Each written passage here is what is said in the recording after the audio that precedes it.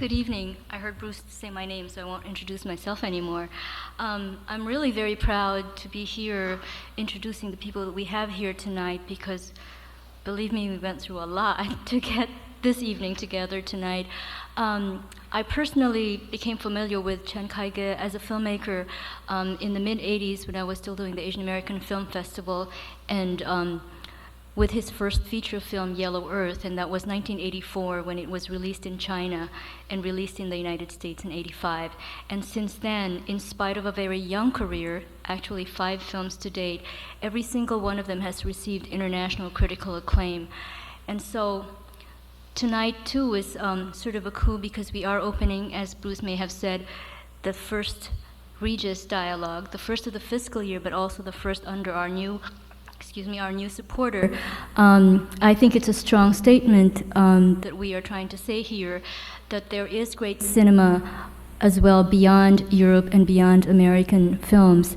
And so, ladies and gentlemen, I'm very proud, surrounded by a lot of controversy and intrigue, but finally, please do welcome to the Walker stage director Chen Kaige and film critic Amy Taubin.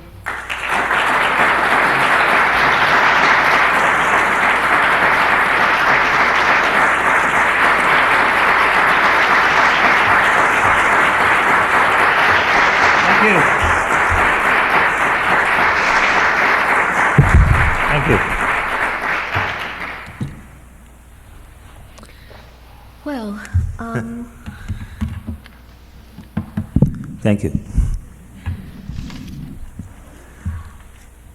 we've actually not planned this to any great extent, except that I chose some clips, and we'll be coming back and forth to the clips. I think I should tell you in advance that the new film, Farewell My Concubine, is only available in a teeny video clip, but the others are nice 35mm prints.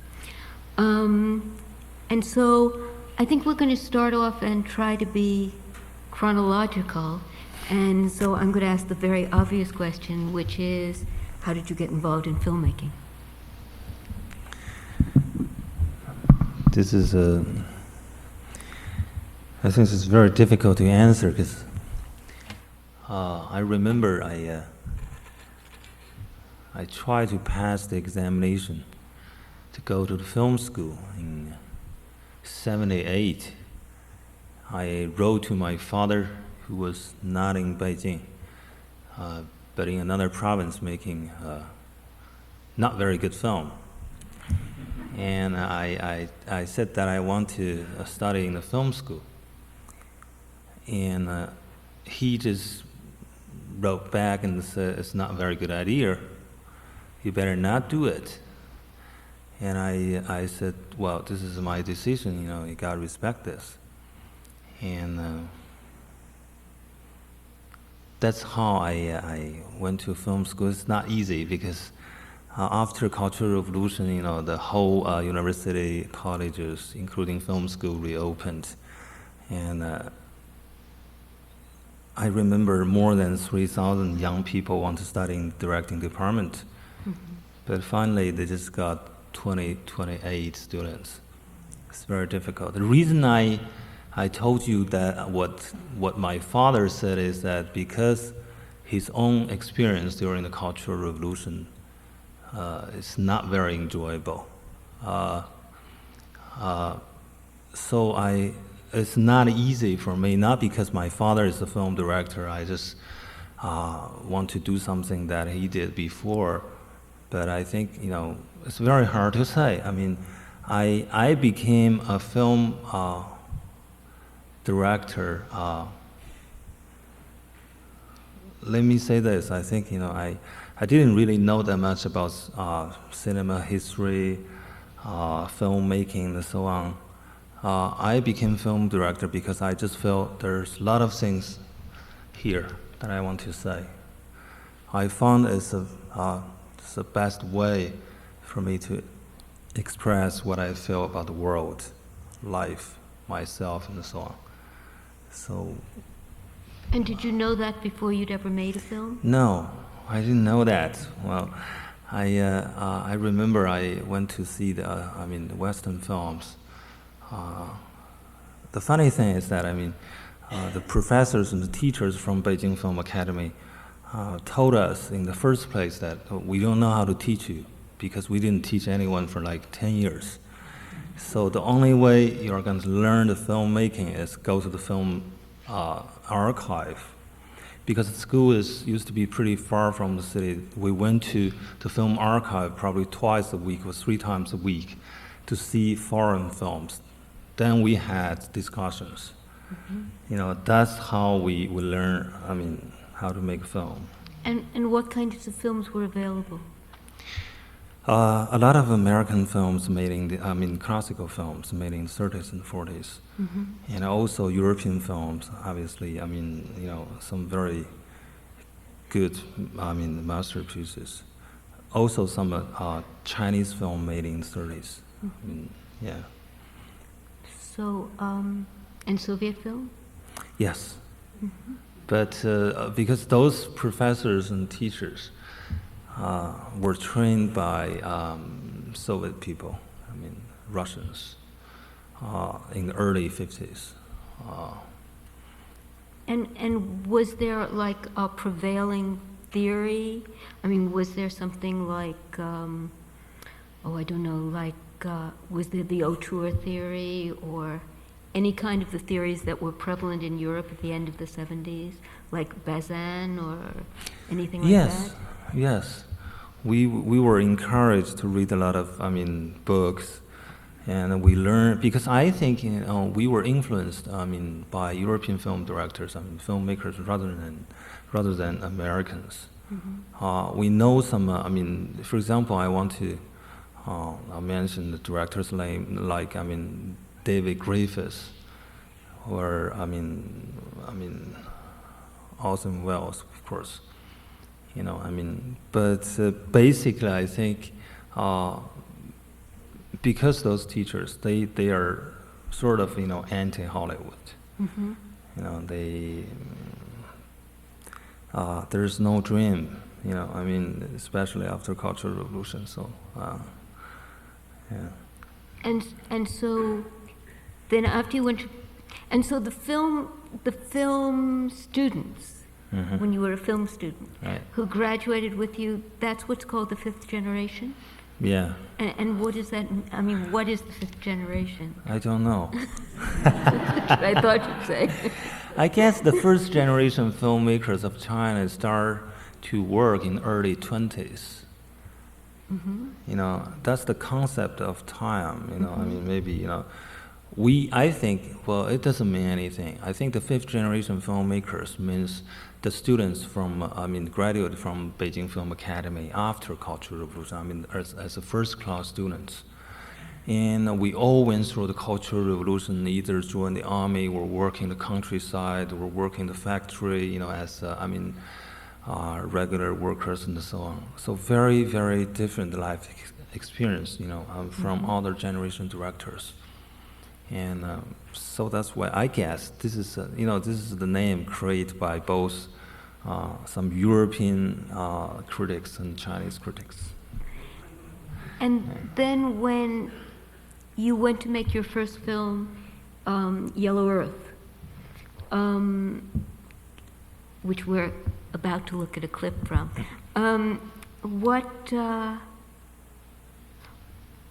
what made you go to this location, or what was the genesis of that film? Interesting question. Actually, I told you just now that we didn't know that much about filmmaking.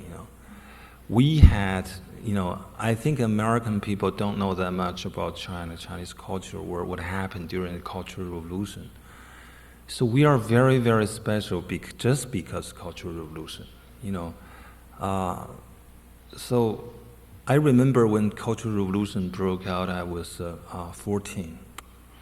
I tried hard to join the Right God. I couldn't be one because my father's so-called political problem. He was, the formal, member of Kuomintang, and it wasn't a problem until Cultural Revolution. It's become very, very big problem. So which means that I actually, I was suffering.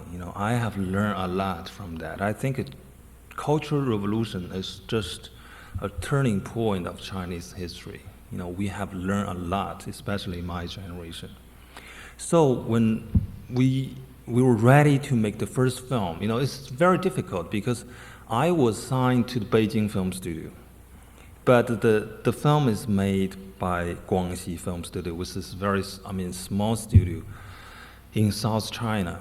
And Zhang Yimou, the cameraman, and He Qun, who is the art director, they were my schoolmates. They were signed to Guangxi Studio. Then, I went to Guangxi Studio because I want a job. I want to work. I thought I was ready to make a film. Then, I found 2 screenplays there. I was given 2 screenplays. One is Yellow Earth, the other one I forgot totally. I thought it's very, very interesting. I haven't been to that area, where it's very remote area of northwest China. But what made me very interesting in this project, number one is the area. This used to be, I think this is a Yellow River area. So we consider this as a base of Chinese, civilization. It's the source. And also, at the center of the area, there is a tiny city called Yan'an, used to be the base of Communist Party, long time ago, before they took over. So we just went over there, with this screenplay. I wasn't very happy with the screenplay, but I was very curious about this area. When I went there, I was totally shocked. I was convinced that this is the place I want to make a film. It's beautiful, really. You can see the landscape. I just like, the landscape itself just looked like history of China. And the Yellow River, the mountains, the trees, and the small roads, especially the people. They hardly talk, they didn't really talk that much, but they treat me very, very well. Just remind me what happened during the life in the countryside. They live in very poor life conditions. They never complain. They are very, very brave, very, very nice, to other people. And I was moved when when I was on the bank of Yellow River, it's morning. I thought, old man, just try to get water from the river. At that moment, I realized, what I want to do. I want to tell people something about this nation, about, something happened inside Chinese society and so on. So I wasn't that ready technically, but I know there is something I can say, and it can do better than other people. And were the actors non-professional, or did you bring professional actors? I think, my understanding about performance, that I think everyone could take a part in a film. It depends what the film it is. Mm-hmm. I do believe everybody is actor and actress. I believe so. And but for this particular film I work with, they are actor and actress, mm-hmm. Professional, mm-hmm. But they don't really look like professional actors and actresses. Not at all. Yeah. And well, I actually think that we should look at this little clip, but I'm not sure how many people out here saw all the films in the series, so just very quickly, do you want to just set the scene, or should I set the scene, or how should we do this? Well, just, basically this is a film about, a soldier when, go to the countryside, try to collect folk songs. The storyline is very, very simple. but this is about a girl who wants to find another kind of life, a new life, dream about freedom,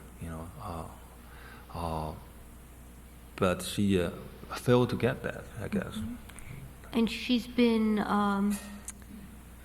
there's been a marriage arranged for her. And she actually wants to go with the soldier and join the army. But he's not willing to take her right away. He goes away and he says, I'll come back for you. And in the meantime, she's facing this arranged marriage. So instead of staying and waiting for that, she sets out on the Yellow River. And it's just very clear that, this is not, I don't know if one takes it as a suicide, but she's not going to, she's not going to make it. She's going to go out on the river and she's going to drown. Basically, what I can say about this film is that I think, people heard a lot about, arranged marriage and so on. I think this film just, the film is done in a very special way. It's pretty, I'm talking about visual image. It's very different from other film. I think this is the film, actually it's a similar situation, the characters and so on, but it's done in a very different way. Mm-hmm. And it's the end of the 30s, right? Yeah. So, and is that when Mao's army was there and they were holed up there? They were there. Yeah, okay. So, Patrick, and I think we actually have to, or I have to, wait. Could we have this first clip? I didn't see this for a long time. Well, it opens up a lot of questions for me. I guess the largest question I have has to do with I don't know if you want to say that it's irony or ambivalence, but there she is rowing out there and she says the Communist Party saves, and clearly she's going to her death. The next second she's disappeared into the water and she's never seen again. And so I want to know, is that an intentional irony? What is that? Is that,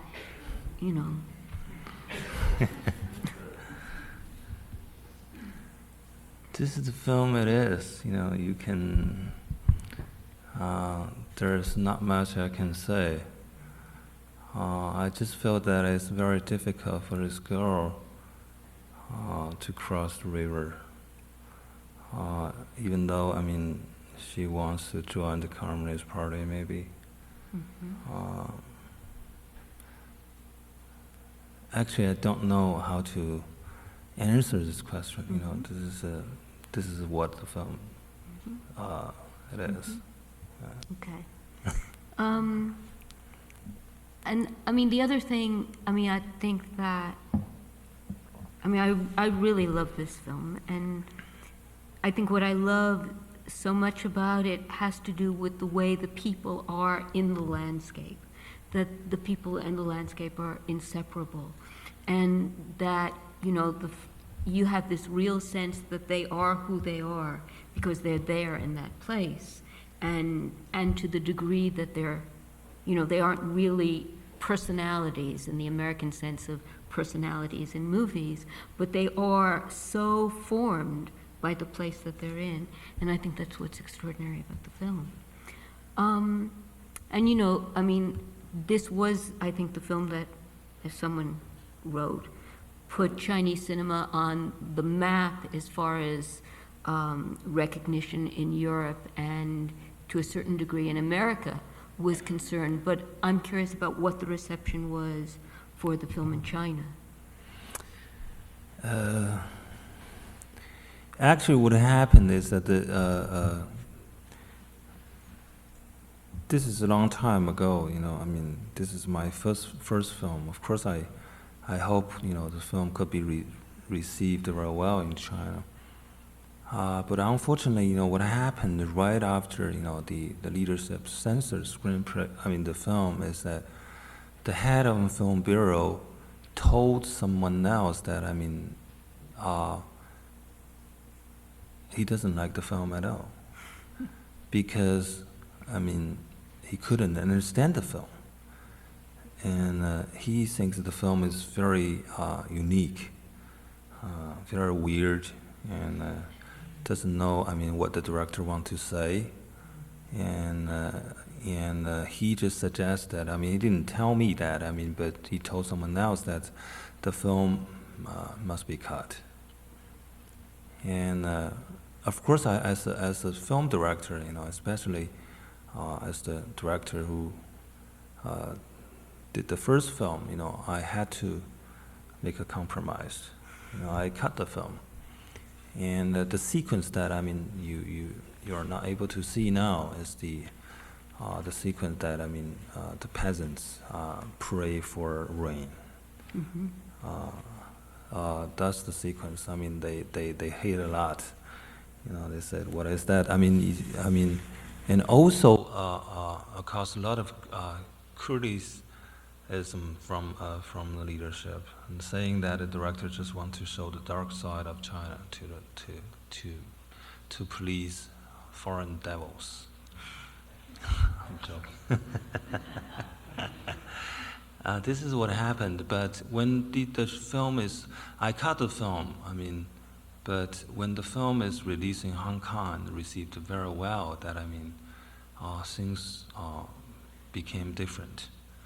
And, you know, I mean, the film became pretty popular in the big cities. I mean, people come to see this film and so on.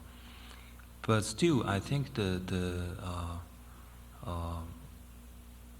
I think the influence of the film is pretty limited until I got prize award and so on. So I think this is what happened basically, you know, at that time. But I really believe in what I was doing. I believe in this film. I think I really told the truth to the people, to Chinese people. And then, since it was a controversial film, how did you manage to get your second film made? Well, as a filmmaker, you have to deal with a lot of different problems. I mean, pressures and so on. I had an idea to make second film even before this one, because I heard, you know, I mean, there's a military parade. I mean, on the National Day of '84. So we were talking about a possibility to make a film about, I mean, this ceremony. I mean, it's so we give the title as a big parade. Basically, you know, what I want to talk about in Yellow Earth is the relationship between the lands. I mean, the land and the human beings. You know, those Chinese peasants really, you know, love their land, but they also they hate the land because they cannot get off that. They cannot have another kind of life. I mean, even though I think landscape in this film, you know, play a very important role. I mean, it's the biggest character in the film. But in Big Parade, you know, I really try to describe the relationship, you know, between the individual and the collective. I mean, the society. Even though this kind of things happen everywhere. I mean, if you are a soldier, you got to listen to your, to your boss, right? I mean, but in China, I mean, there's no film, you know, I mean, was made this way before. So, you know, I went to where they trained soldiers. I mean, it's a compound, and I went there and stayed there for like 40 days and talked to a lot of soldiers. They told me stories and so on. And they probably took longer than 8 months, but they you know, to do, I mean, physically it's very difficult. But they just, spent one minute probably, or 2 minutes,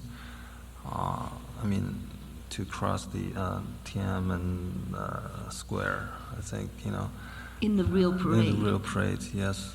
But and they trained for 8 months. Just to do that? I mean, Yeah, it wasn't just just to do part of that. their regular training? Yeah. The question is not whether it's worth to do or not. The question is, in China, I mean, Chinese society is really different from Western societies.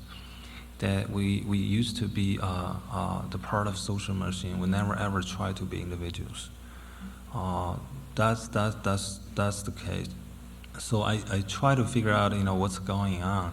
I mean, you can say the film is pretty symbolic, and in terms of, the way it discusses the relationship between the individual and the society. So it's also very difficult to make, because we went to the Tiananmen Square on the National Day, but we were told the day after that, we got stopped because, the head of studio doesn't believe that the film is going to make any money. So then I went to...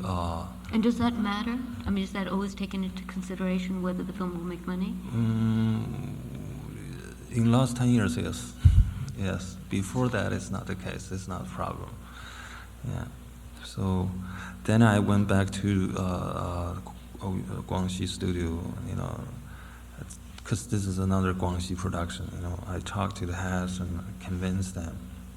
Finally, I got the film made. Mm-hmm. That's the end of. I think that's probably the end of '85. But what happened is just the same, even worse. Because those, army generals, came to the film bureau and sitting there watch the film. The reaction is very, very negative. They said, they hate the film. They said that I try to destroy the image of PLA. The liberation. The People's Liberation Army. But obviously, I never ever try to do that. I don't really have such great power, to destroy an army. And again, these were real soldiers, or these were actors acting soldiers? Mostly, most of them are soldiers, are real soldiers. Mm-hmm. Yeah. So in that sense, we're going to look at about a 5-minute, really quite horrendous scene from this film in a minute. But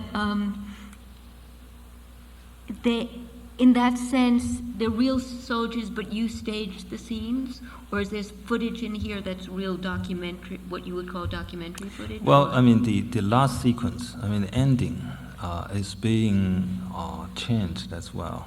Mm-hmm. That's me, I did the dirty job again. But I got to do it.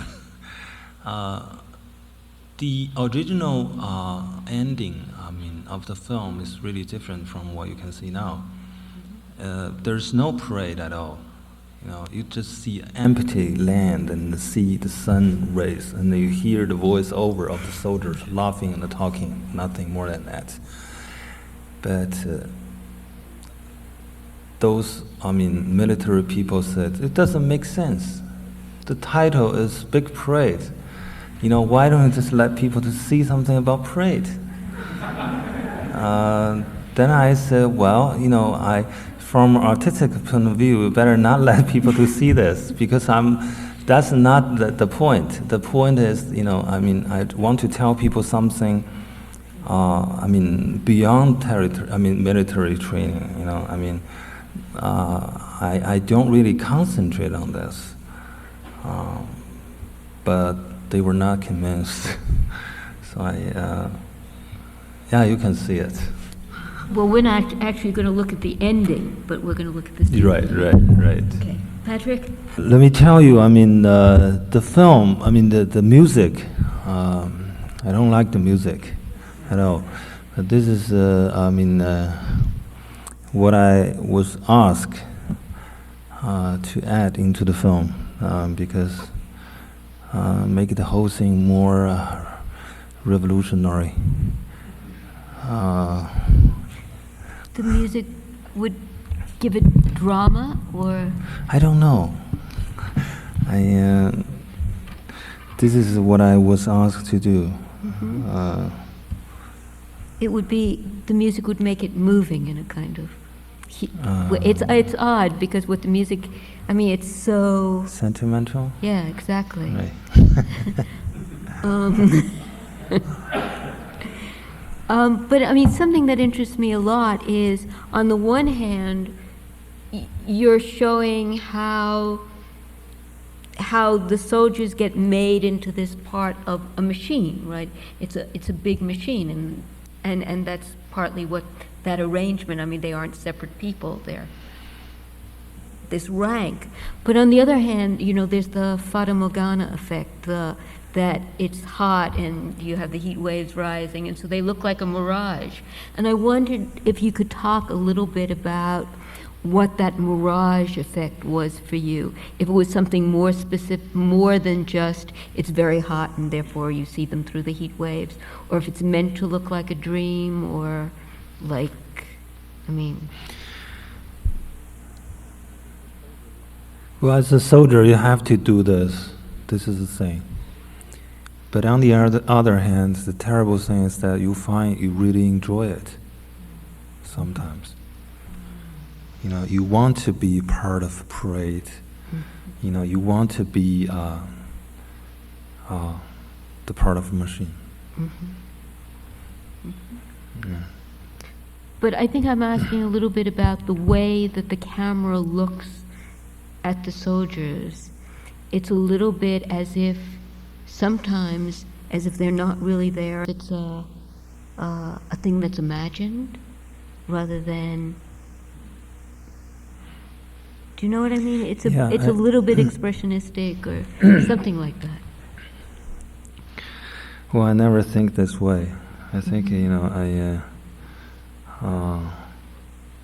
I just told Zhang Yimou, the cameraman of this film, that the film must be done this way, you know. Because I saw this before I started to make this film. You know. I saw some visual image, really. And this is their life. This is the way how they live, you know. Soldiers, because I was a soldier. You know, I knew what's going on, really. How long were you a soldier? I hate to tell you, 5 years. And how old were you then?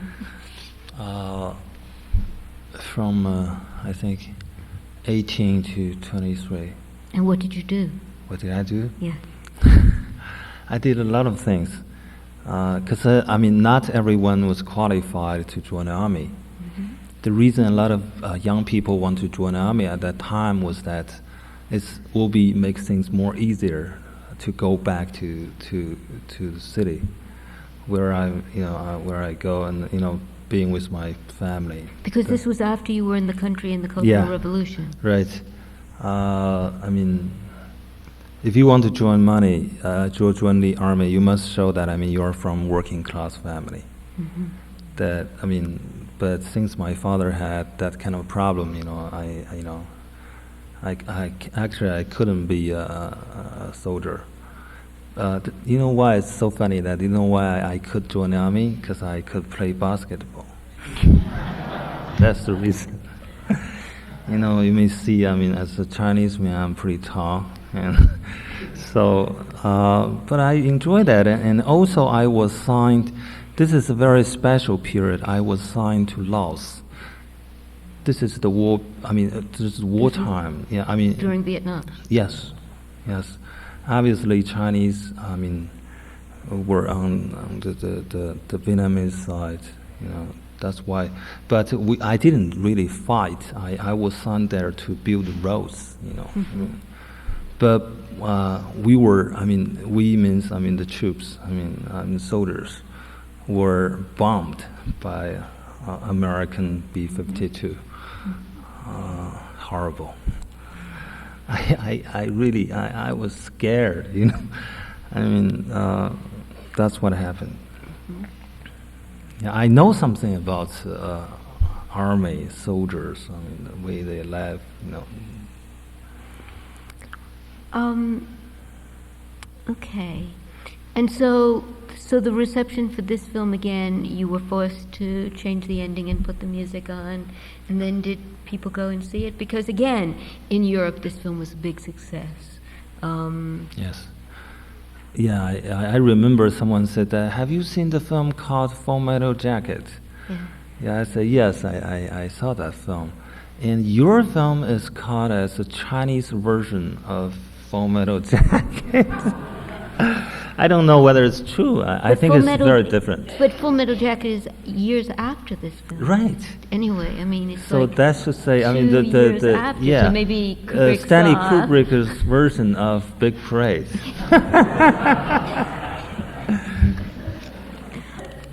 Okay, so now you have these two controversial films, and you're going to go and make a third film, Yeah.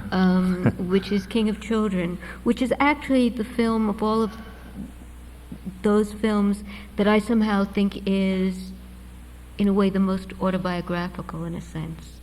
I mean, for me, it's very much about, I mean, when you said that you went to film school and they said, we haven't taught in 10 years and we don't know how to do this, that's kind of what the experience in this film is, of this teacher who comes and who's really never taught and discovers these children who've been taught badly, minimally, but badly, and reinvents the teacher-student relationship all over again. And whenever I saw that film, I thought, oh, well, this must have something to do with your experience in going to film school and inventing it from nothing. Yeah. What I can tell you about this film is that this is a film based on a very, very good novel. I mean, it's a long short story. I mean, written by a famous writer named Chen, who lives in Los Angeles now. And he moved to the States, I mean, I think it's probably 6 or 5 years ago. And he wrote, a very famous novel, King of Children, which is this one, and also The King of Tree, and The King of Chess. Uh-huh. I mean, this is the one of his novels, and I think the film is pretty different from the novel, and I think what I'm trying to say, of course, I put my own life experience into the film because I went to the countryside in the same area. Mm-hmm. It's called Yunnan Province. I stayed there for like 2.5 years. So I experienced the same thing, what you can see in the film. And also I found that we used to be very proud of old civilization and old culture and so on. But I also feel that, but we don't know what to do today. Culture, I think traditional culture sometimes just like a very, just like circle, you start from one point and you come back at the same time, at the same place, I'm not just trying to talk about educational system in China. We just repeat what the people did before. There's no new creation, I guess. That's and you can see. I shouldn't say that much before you see the sequence. Well, we're going to actually look at two sequences, and actually the projectionist is going to have to change in the middle. So we could look at the first one and then talk more and get to the second one. The first one comes, it's about 40 minutes into the film. And this teacher has already met his pupils, and he's discovered certain things about the way they've been taught. For one thing, they have no books, and they basically are being taught just to copy things by rote. And he begins to question that method of education. I'm just curious, because they don't translate it. What is the text that's up there? Does it matter? There's no book, no text. No, but the text that's on the blackboard, what is it? What is that? Yeah. It's not very significant. It's not important to know. All right, okay. I mean, I guess what interests me about this film, is that this is the beginning of seeing this charismatic character who's at the center of the film, the teacher. And it seems to me that more than the first two films, this film begins to be about, relationships in an odd way, and about a process of making relationships. It's specifically the teacher-student relationship, but I find him just the most extraordinarily charismatic character, and like the teacher that you always wanted to have, mostly because he gets up there and says, I don't know how to do it, And so he opens the whole issue of what is this process that goes on between teachers and students, and I just think that's extraordinary. I think you said everything. All right.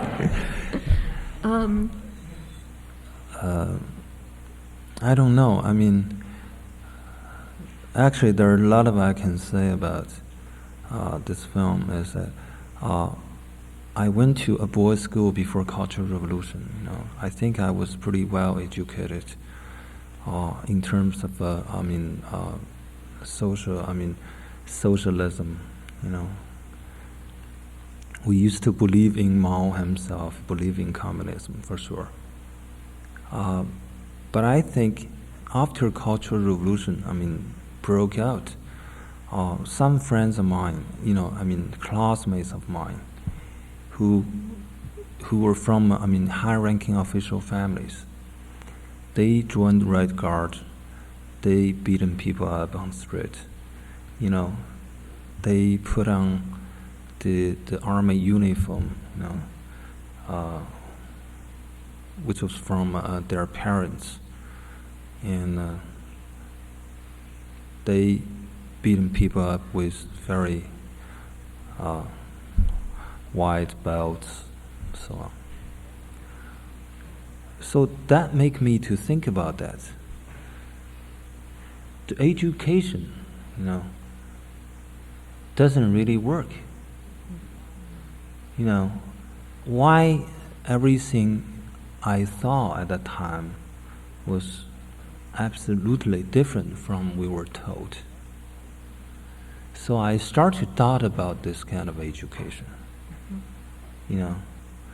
We used to be very, very comfortable to obey whatever, the teacher or parents ask us to do, this kind of situation. And also, I think I was very sad when I was in the countryside, to see those, students, copy everything, I just make a copy of, copy newspaper or dictionary, whatever.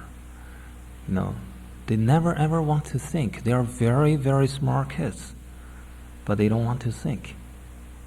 They just do whatever they are told. So I think in this case, I think about that, something is wrong, with this kind of educational system. So that's why I really, really love this teacher. This actor, he's a professional actor. He graduated from,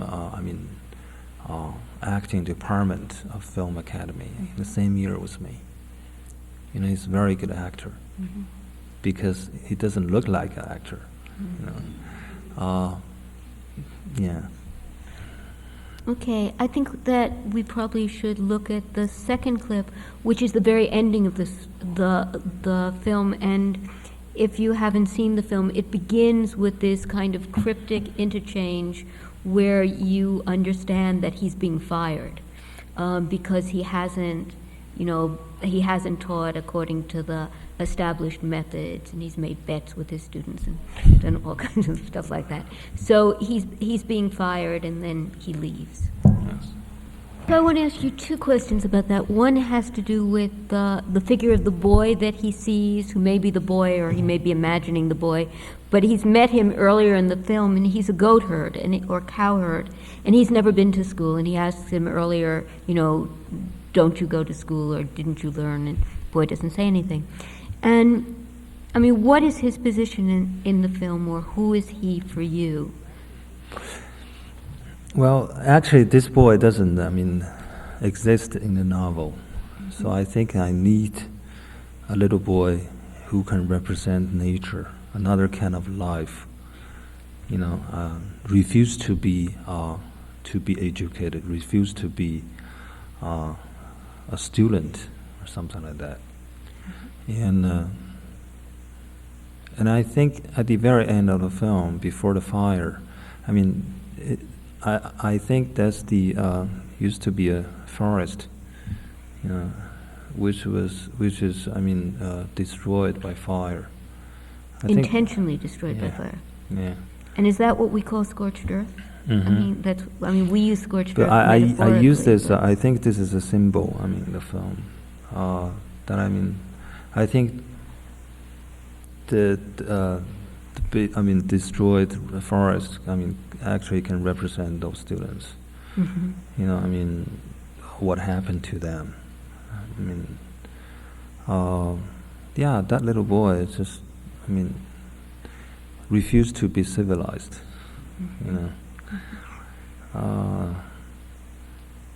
And what's the character that's on the blackboard at the end? That is very interesting.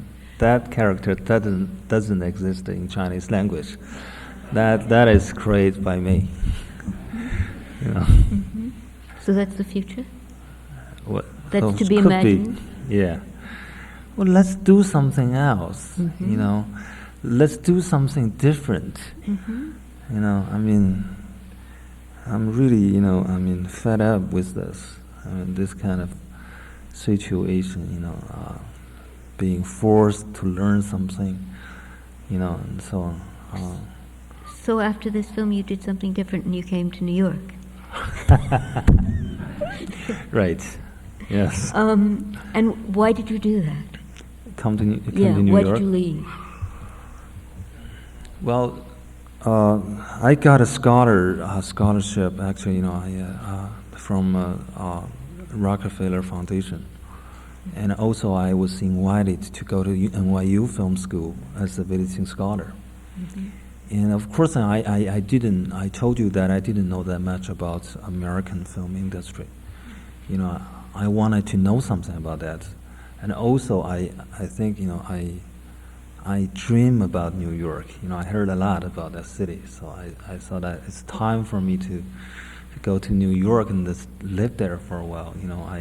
So that's the reason. I really enjoy living there. It's really great. Yeah. And were you interested in making a film in New York, or did you have your next film in mind, in the works? Actually, this is a very difficult question. Of course, I want to do something in New York.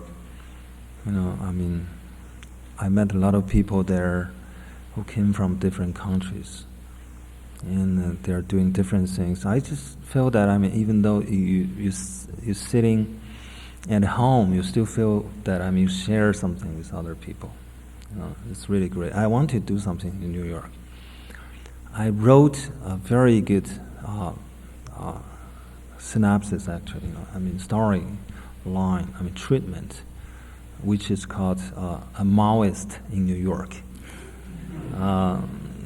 I think it's very interesting because I interview a lot of Chinese people. I'm not interested in making a film about Chinese people come to the United States, working in the restaurant, suffering, and so on. I don't like this at all. Maybe this is reality, it's part of reality. One of my it's okay, students made this film, right? Right. But I just try to find a point, a different point, and try to see the whole thing from a different angle.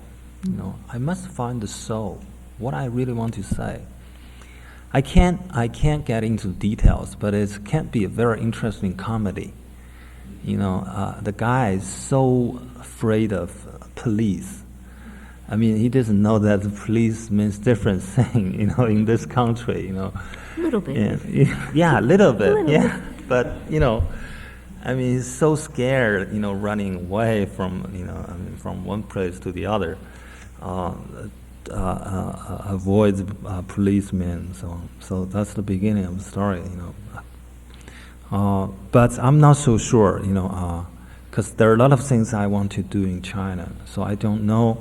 And I got some, actually I got some offers from even Hollywood, to work here in the States. But I have to make sure, after you see some sequence of my film, you may find out that I'm the man, can only do something I really want to do, Then That's what you tell them. yeah, I told them already. Yes, I already told them. So I have to make sure that everything is there that I really enjoy to do it. So you stayed in New York, what, 3 years?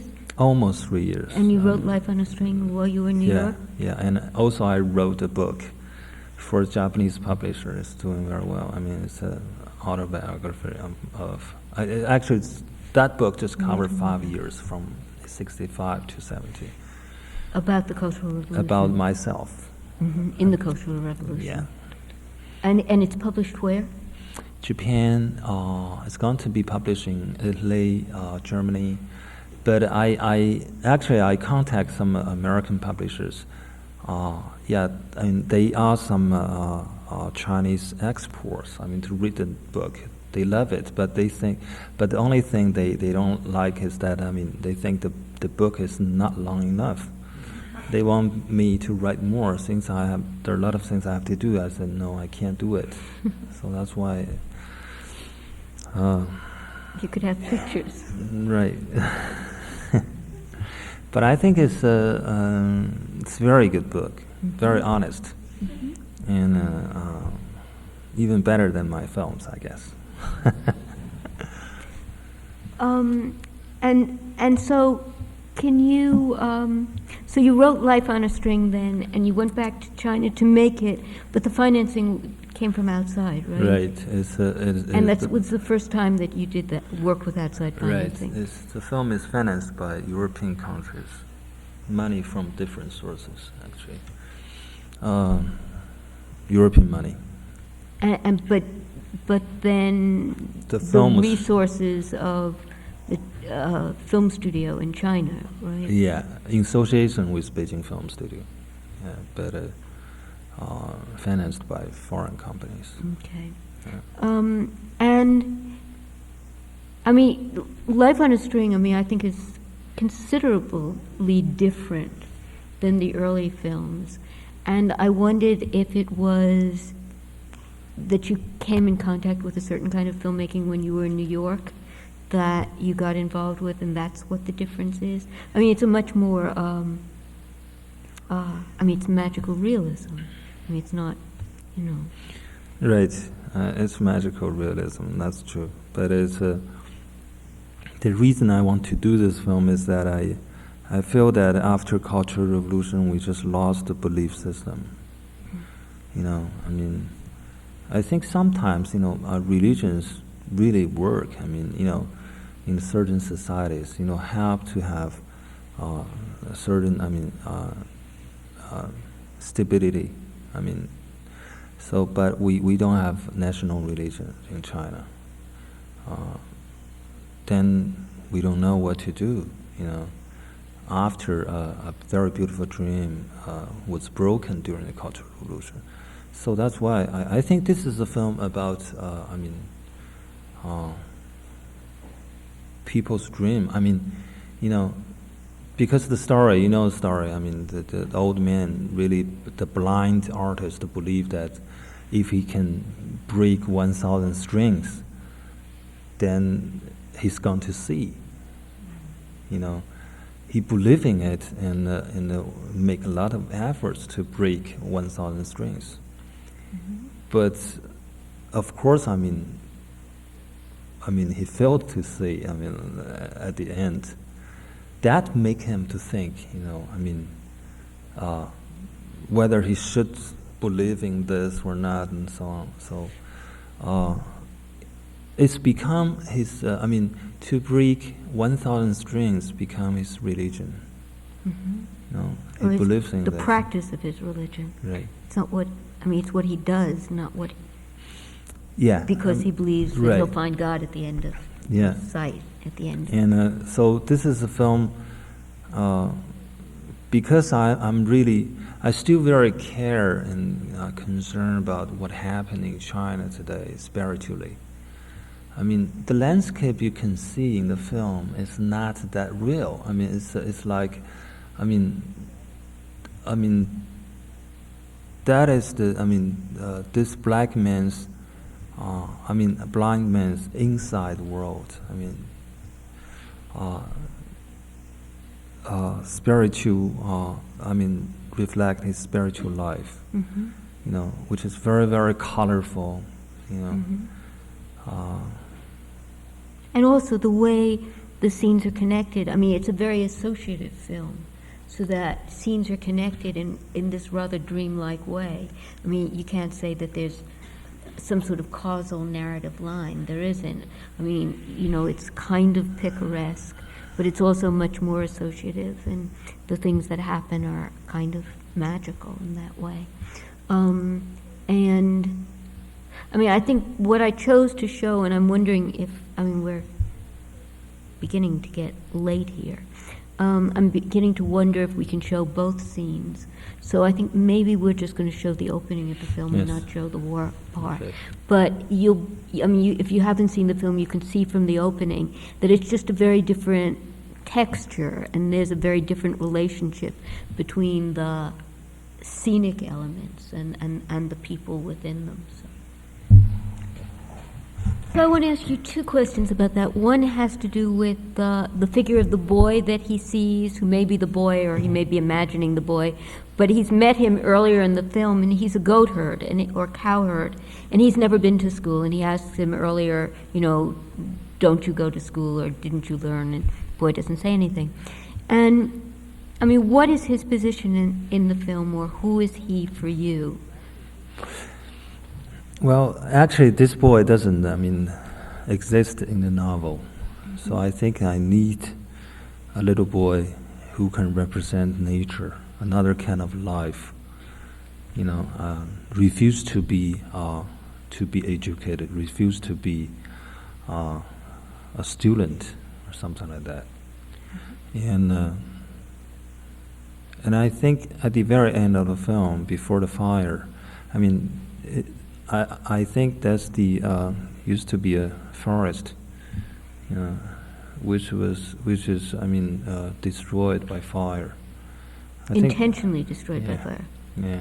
And is that what we call scorched earth? Mm-hmm. We use scorched But earth I metaphorically, use this. but- I think this is a symbol. The film. I think destroyed forest. Actually, can represent those students. Mhm. What happened to them.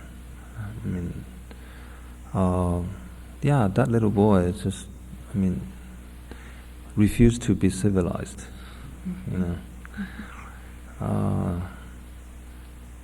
And what's the character that's on the blackboard at the end? That is very interesting. That character doesn't exist in Chinese language. That is created by me. Mm-hmm. So that's the future? What, That's so to be could imagined? Yeah. Well, let's do something else. Mhm. Let's do something different. Mm-hmm. I'm really, fed up with this. This kind of situation. Being forced to learn something, and so on. So after this film you did something different and you came to New York. Right. Yes. And why did you do that? Come to New Why York. did you leave? Well, I got a scholarship actually, from Rockefeller Foundation, and also I was invited to go to NYU Film School as a visiting scholar. And of course, I told you that I didn't know that much about American film industry. I wanted to know something about that, and also I think I dream about New York. I heard a lot about that city, so I thought that it's time for me to go to New York and just live there for a while. So that's the reason. I really enjoy living there. I mean, it's really great. Yeah. And were you interested in making a film in New York, or did you have your next film in mind, in the works? Actually, this is a very difficult question. Of course, I want to do something in New York. I met a lot of people there who came from different countries, and they're doing different things. I just feel that even though you're sitting at home, you still feel that you share something with other people. It's really great. I want to do something in New York. I wrote a very good synopsis, actually.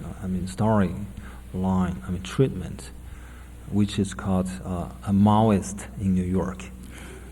I think it's very interesting because I interview a lot of Chinese people. I'm not interested in making a film about Chinese people come to the United States, working in the restaurant, suffering, and so on. I don't like this at all. Maybe this is reality, it's part of reality. One of my students made this film, right? Right. But I just try to find a different point, and try to see the whole thing from a different angle. I must find the soul, what I really want to say. I can't get into details, but it can be a very interesting comedy. The guy is so afraid of police. He doesn't know that the police means different thing, in this country, A little bit. Yeah, a little bit, yeah. But, he's so scared, running away from, from one place to the other.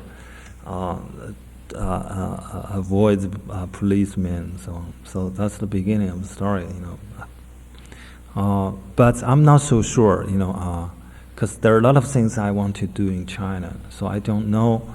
And I got some, actually I got some offers from even Hollywood, to work here in the States. But I have to make sure after you see some sequence of my film, you may find out that I'm the man can only do something I really want to do.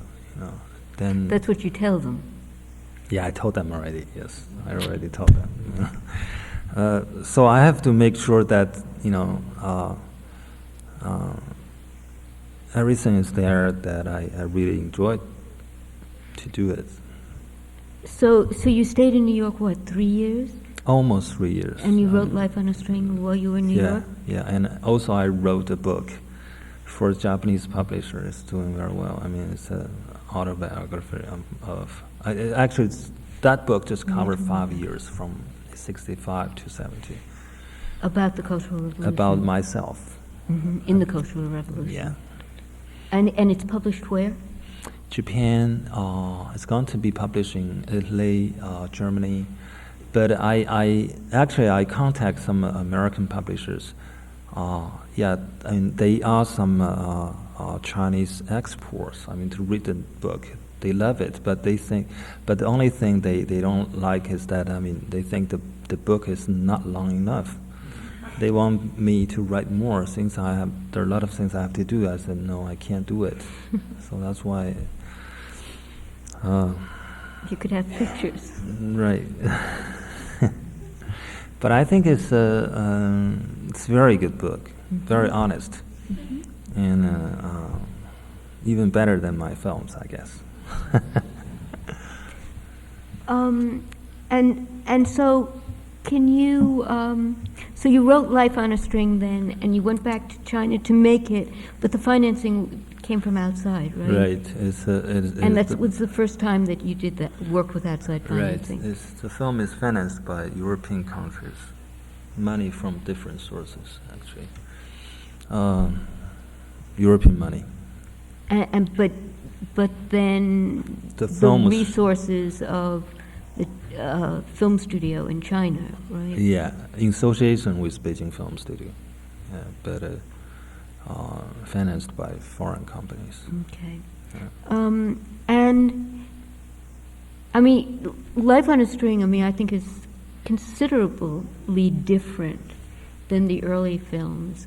And I wondered if it was that you came in contact with a certain kind of filmmaking when you were in New York that you got involved with, and that's what the difference is. I mean, it's a much more, I mean, it's magical realism. I mean, it's not, you know. Right, it's magical realism, that's true. But it's the reason I want to do this film is that I feel that after Cultural Revolution, we just lost the belief system. You know, I mean, I think sometimes, you know, our religions really work. I mean, you know, in certain societies, you know, have to have a certain, I mean, stability. I mean, so, but we don't have national religion in China. Then we don't know what to do, you know. After a very beautiful dream was broken during the Cultural Revolution. So that's why I think this is a film about, I mean, people's dream. I mean, you know, because the story, you know the story, I mean, the old man, really, the blind artist believed that if he can break 1,000 strings, then he's going to see, you know. He believed in it and make a lot of efforts to break 1,000 strings. Mm-hmm. But of course, I mean, he failed to see. I mean, at the end, that make him to think. You know, I mean, whether he should believe in this or not, and so on. So, it's become his. I mean, to break 1,000 strings become his religion. Mm-hmm. You know, he believes in the that. practice of his religion. Right. It's not what, I mean, it's what he does, not what. Yeah. Because he believes that he'll find God at the end of sight, at the end. And so this is a film, because I still very care and concerned about what happened in China today spiritually. I mean, the landscape you can see in the film is not that real. I mean, it's like, I mean, that is this black man's, a blind man's inside world. I mean, spiritual, reflect his spiritual life, mm-hmm. you know, which is very, very colorful, you know. Mm-hmm. And also the way the scenes are connected. I mean, it's a very associative film, so that scenes are connected in this rather dreamlike way. I mean, you can't say that there's some sort of causal narrative line. There isn't. I mean, you know, it's kind of picaresque, but it's also much more associative, and the things that happen are kind of magical in that way. And I mean, I think what I chose to show, and I'm wondering if, I mean, we're beginning to get late here. I'm beginning to wonder if we can show both scenes. So I think maybe we're just going to show the opening of the film and not show the war part. Okay. But if you haven't seen the film, you can see from the opening that it's just a very different texture, and there's a very different relationship between the scenic elements and the people within them. Okay, so once again, this was a film which was extremely well received in Europe and in the U.S. I mean, this film was in the New York Film Festival? Yes. I think that's where I first... Also was competition of Cannes Festival, yes. And But how did you get from this film to Concubine? Because, I mean, that's a really This is very, big- very, very different. This film is very different because the budget is not very big. It's based on a short story. I work with the writer. I wrote the screenplay. And so on. I think it's compared to Concubine, it's very, very different. It's a more personal. So. Yeah. But there are a lot of in this film, however, there are all these big scenes with lots of crowds of people. Yes. I mean, it's odd because it's a very small personal film that has this kind of epic, these epic scenes in it.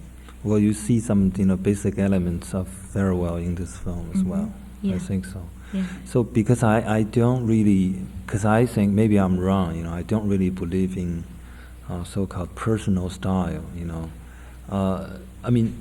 You have to know.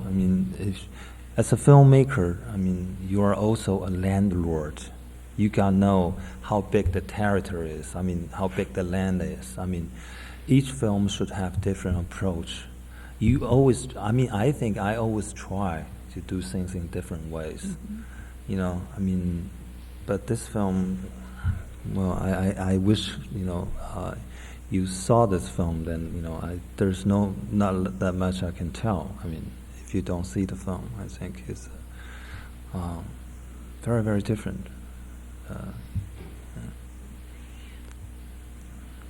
Actually, no more to say about this film.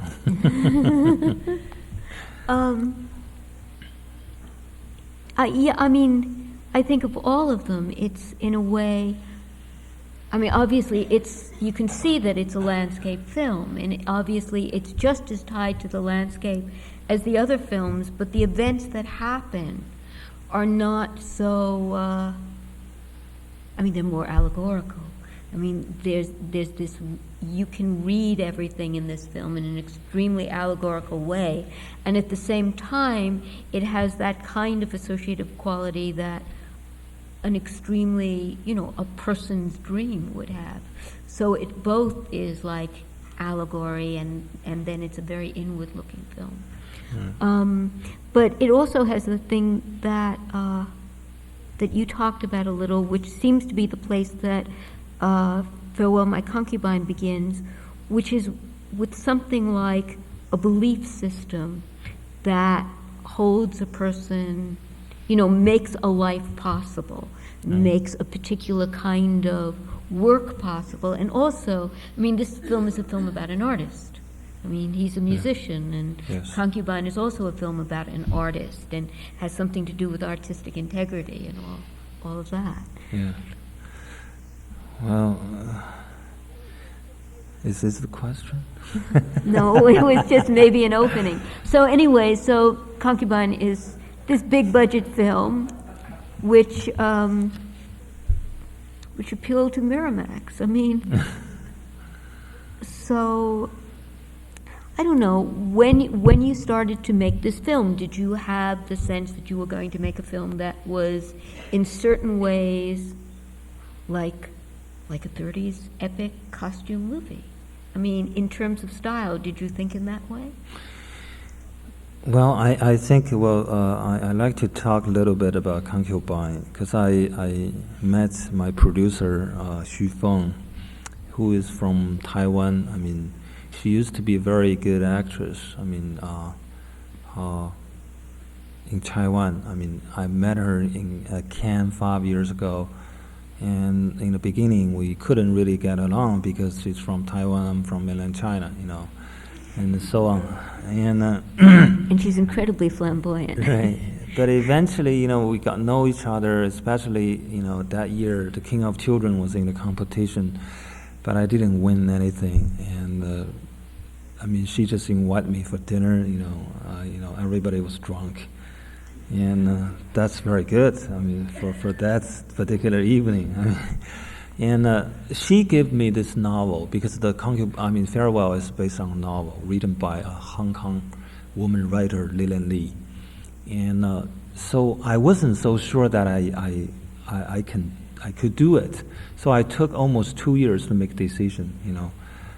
After I finished Life on the String, I told Xu Feng that I was ready to do this film. The reason I wasn't so sure is that I really like the basic, you know, relationship between two actors. I think it's great.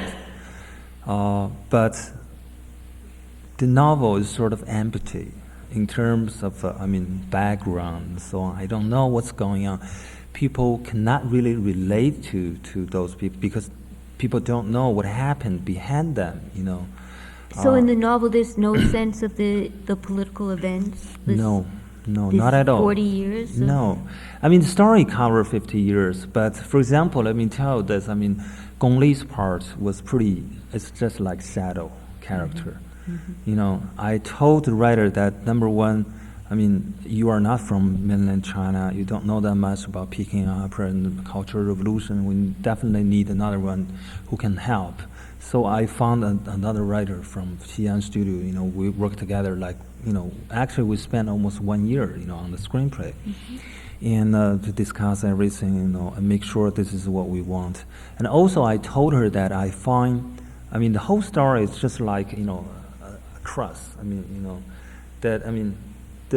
You can tell, you can combine a lot of different elements with the basic story. Mm-hmm. You know, like Peking opera, love, you know, passion, you know. You mean, when you say the basic story, you mean the triangle? Yeah, the triangle.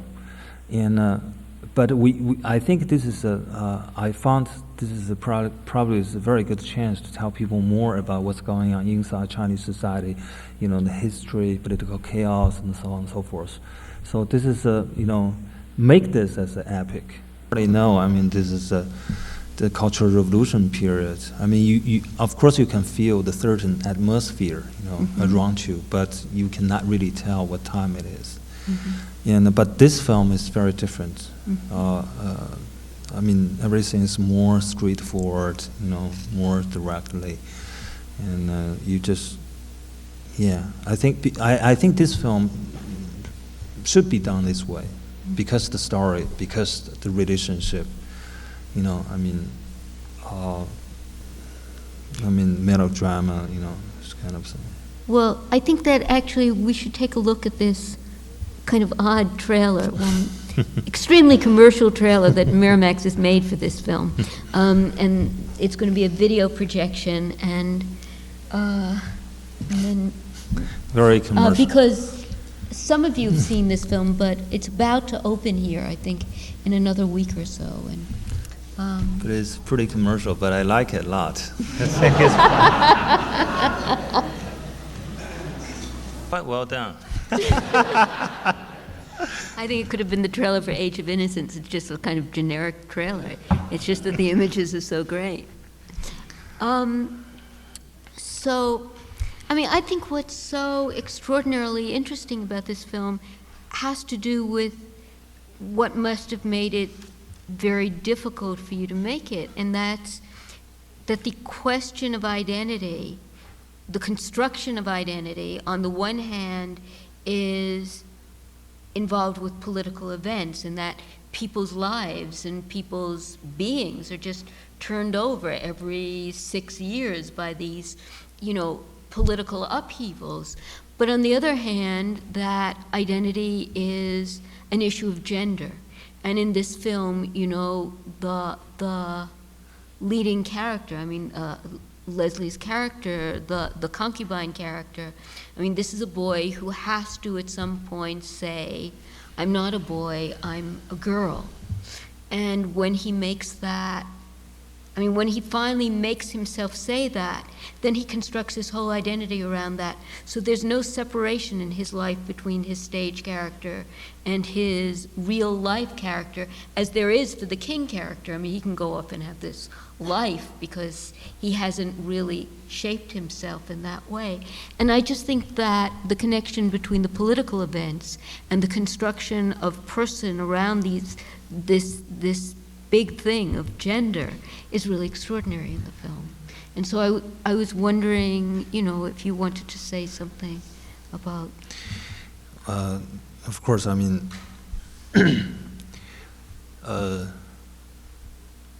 basically, this is a story about an artist,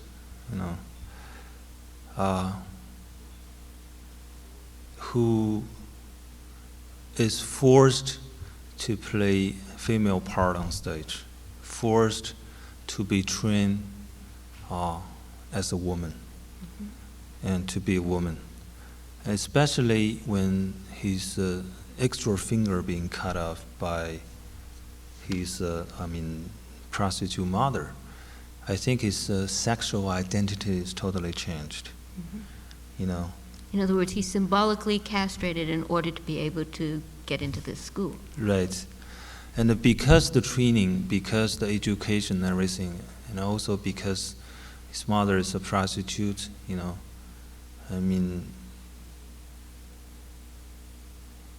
I think he identified himself as a woman rather than a man.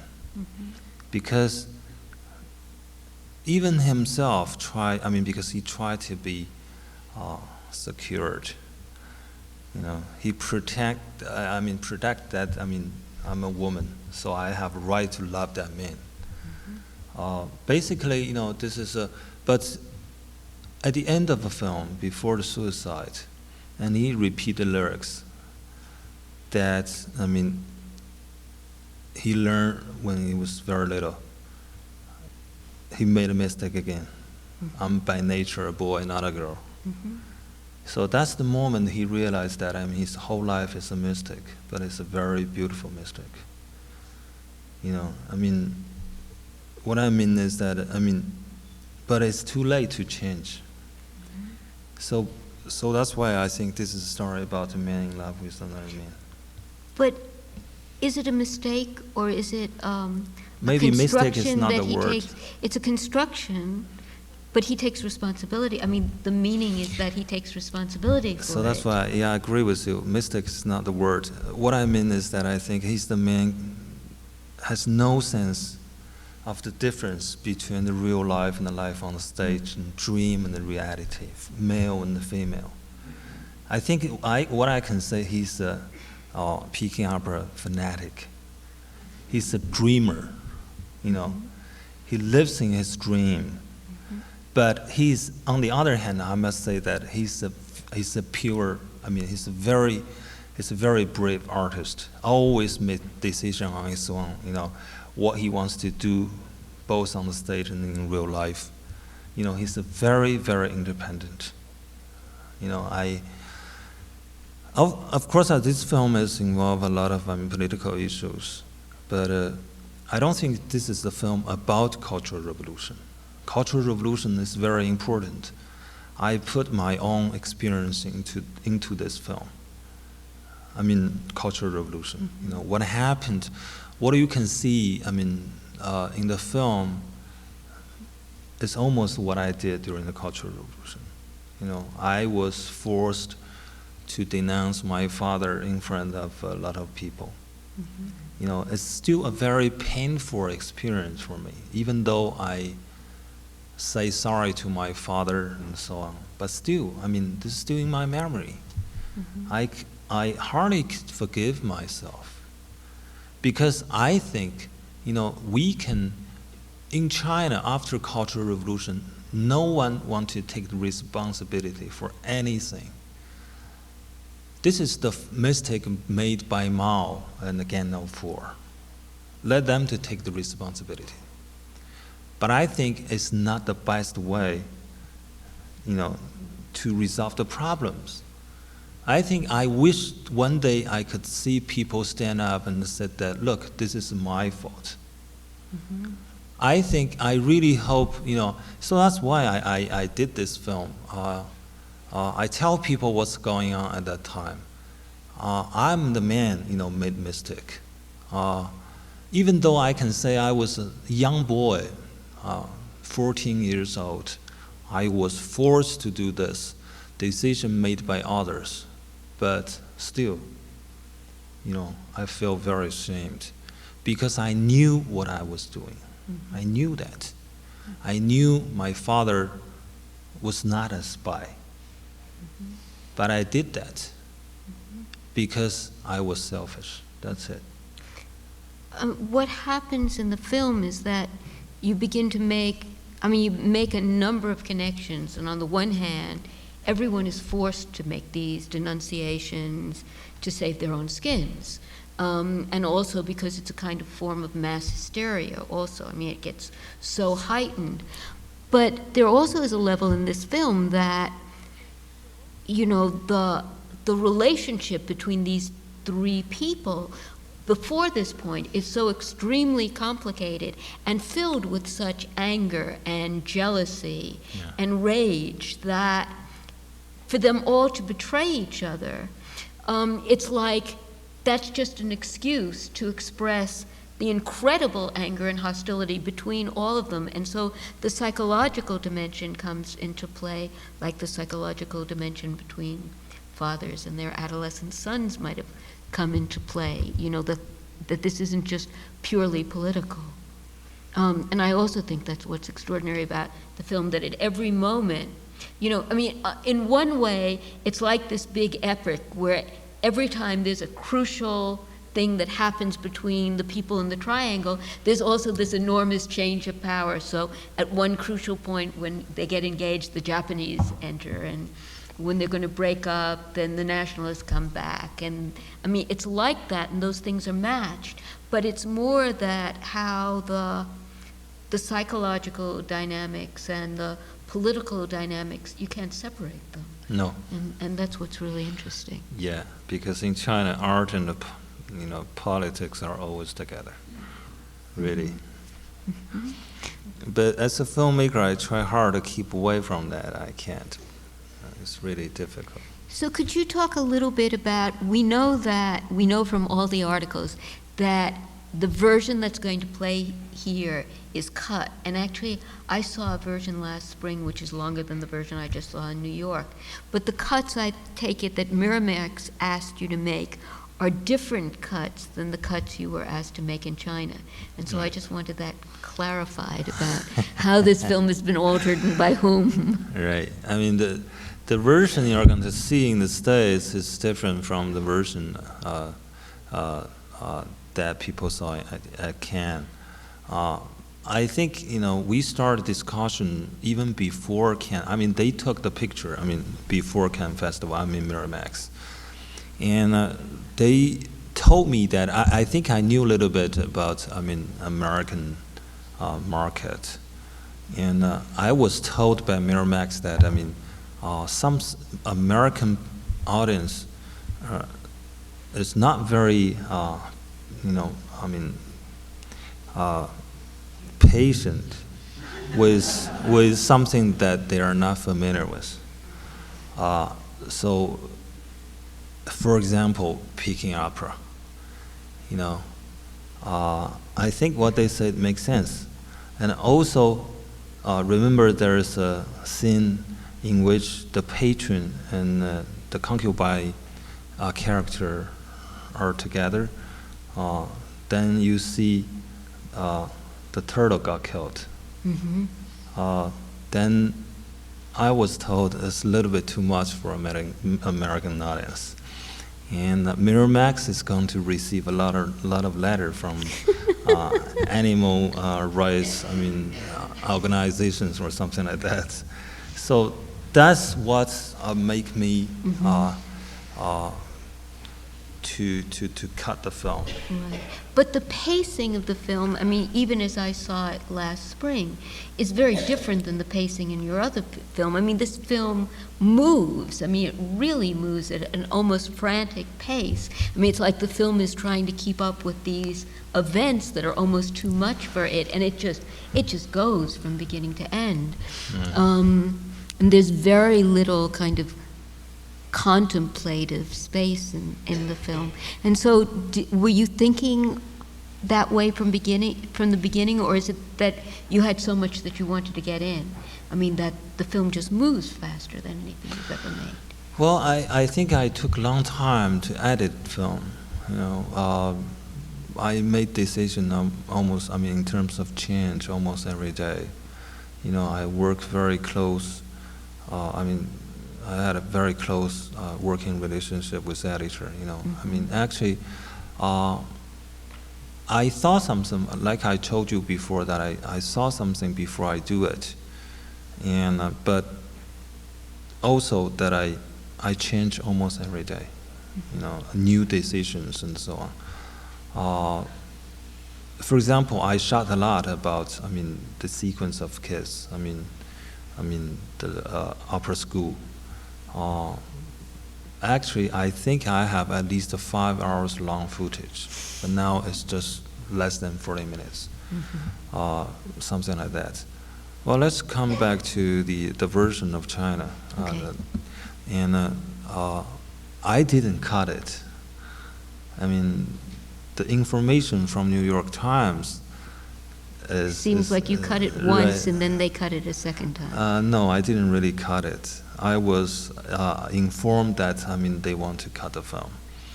And I just said, well, I can't do this job. I've done many times. I did this kind of things many times. I better not to do this time. And because I don't know what to say 20 years later. You know, I have to be responsible for original version, you know, because this is the political decision. This is political requirement, you know, because someone don't like the film, not because that they see something, I mean, from a political, I mean, artistic point of view, they don't like it and so on, because they can't take this film because of political reasons. So I refused to do this job. I didn't cut it. But I think, according to someone saw the film in China, the change is not that big.